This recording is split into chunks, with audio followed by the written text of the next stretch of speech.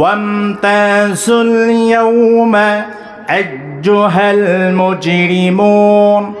ইমামুল আযম আবু হানিফা নুমান ইবনে সাবিত রাদিয়াল্লাহু তাআলা আনহু এশারের নামাজের পরে দুরাকাত নফল নামাজের নিয়ত করলেন, আল্লাহু আকবার বলে সানা পড়লেন, সূরা ফাতিহা পাঠ করলেন। ফাতিহা পাঠ করার পরে কোরআন তেলাওয়াত শুরু করে দিলেন।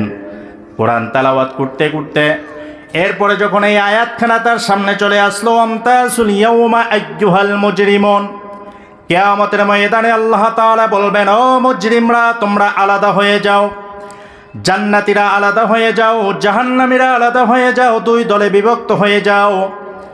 মুজরিমরা তোমরা আমার জান্নাতীদের সাথে দলবদ্ধ হয়ে থাকতে পারবে না। আইয়ুহাল মুজরিমুন, হে মুজরিমরা তোমরা আলাদা হয়ে যাও। আয়াত পড়তেছে আর চোখ দিয়ে ডট ডট করে পানি ফুটতেছে।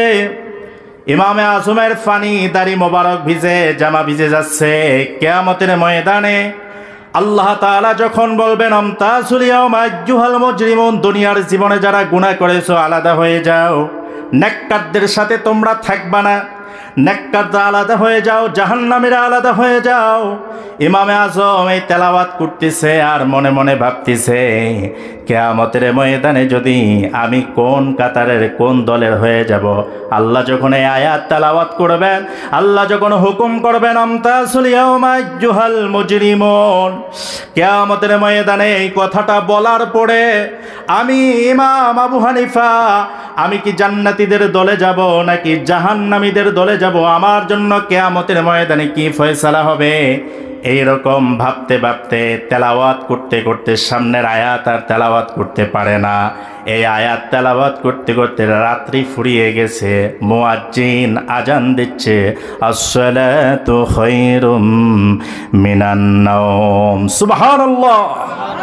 রাত শেষ হয়ে গেছে, একটা আয়াত সে শেষ করে ওভারটেক করে দ্বিতীয় আয়াত আর নামাজের ভিতরে পড়তে পারে নাই। পুরা রাত্র শেষ হয়ে গেল, শুধু আখিরাতের দিবসের কথা একটু নামাজের ভিতরে ভাবছে।